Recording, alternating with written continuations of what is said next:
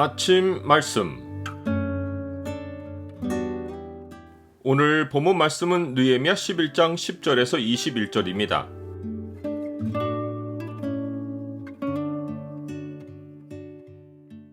주의 이름으로 모인 곳에 말씀이 중심에 있게 하라. 오늘 본문을 소망의 창으로 보면 기도에 동반되는 요소가 무엇인지가 보입니다. 소망의 창을 보여주는 구절은 11장 17절입니다. 또 아삽의 증손 삽디의 손자 미가의 아들 마따냐니 그는 기도할 때에 감사하는 말씀을 인도하는 자가 되었고 형제 중에 박뷰가가 버금이 되었으며 또 여두둔의 증손 갈랄의 손자 삼무아의 아들 압다니. 예루살렘의 거주 민 목록이 계속되는 가운데 하나님의 성전을 섬기는 제사장의 이름들과 레위 사람들의 이름이 나옵니다. 제사장들 가운데 스라야는 하나님의 전을 맡은 자로서 당시 대제사장이었습니다. 그의 형제들 가운데 성전에서 일하는 자들이 822명이었는데 이들이 성전에서 한 주된 일은 예식이 아니었습니다. 레위기 율법을 보면 예물을 가져온 사람이 그 예물을 잡고 가죽을 벗기고 각을 뜨고 내장과 정강이를 물로 씻었고 제사장은 그 예물을 태우고 피를 뿌리는 일을 했습니다. 예식의 대부분은 예배자가 했고 제사장은 하나님께 올려드리는 예식을 했습니다. 그러하기에 예식을 위해서는 성전 안에 822명이란 수의 제사장이 필요하지 않습니다.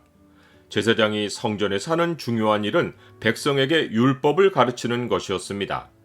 제사장의 입술은 지식을 지켜야 하겠고 사람들은 그의 입에서 율법을 구하게 되어야 할 것이니 제사장은 만군의 여호와의 사자가 됨이니라.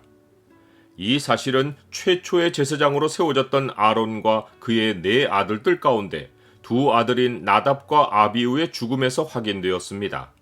그들은 하나님이 명령하지 않으신 다른 불을 담아서 여호와 앞에 분향하다가 여호와 앞에서 나온 불에 죽임을 당했습니다.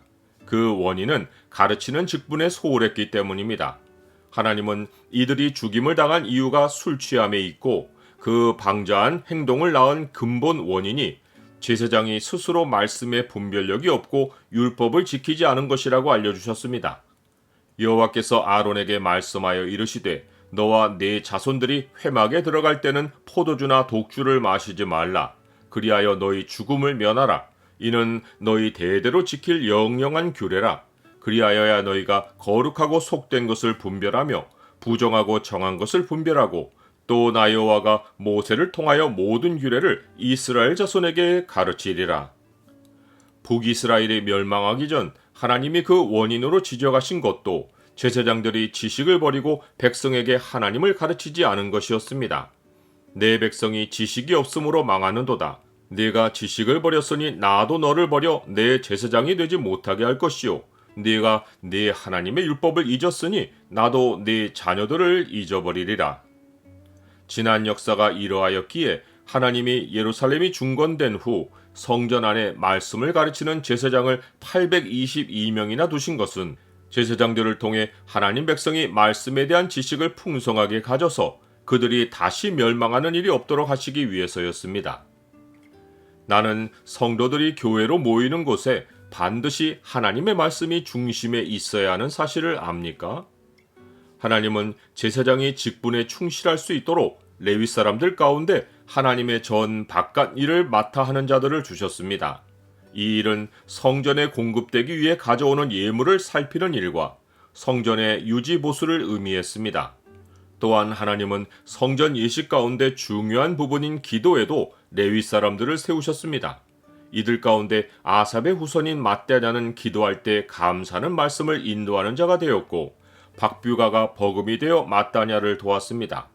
기도할 때 감사하는 말씀을 인도했다는 것은 기도에 운율이나 장단 소리를 넣어서 기도를 이끌었다는 뜻입니다. 이 기록으로 보아 두 가지를 확인할 수 있습니다. 하나는 감사하는 일이 기도의 매우 중요한 부분이라는 것입니다. 사도 바울이 이 사실을 확인해 주었습니다. 아무것도 염려하지 말고 다만 모든 일에 기도와 간구로 너희 구할 것을 감사함으로 하나님께 아뢰라. 그리하면 모든 지각에 뛰어난 하나님의 평강이 그리스도 예수 안에서 너희 마음과 생각을 지키시리라. 두 번째는 찬양이 예배에 중요한 역할을 하며 기도 중에도 찬양할 수 있다는 것입니다.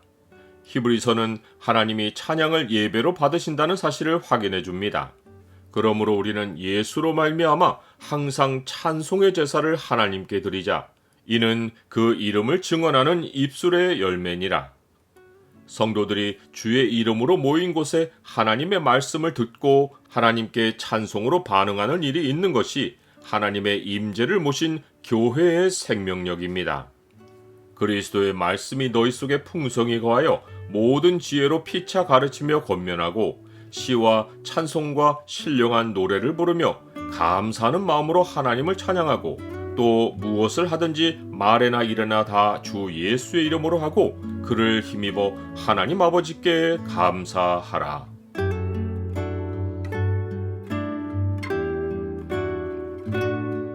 주님, 성도들이 주의 이름으로 모인 교회에 말씀을 전하는 자의 입술에는 주의 진리가 있고 말씀을 듣는 자의 마음에는 찬미의 제사와 감사가 있게 하옵소서. 주의 말씀을 아는 지식이 영혼들을 살리고 삶의 터를 살리게 하옵소서.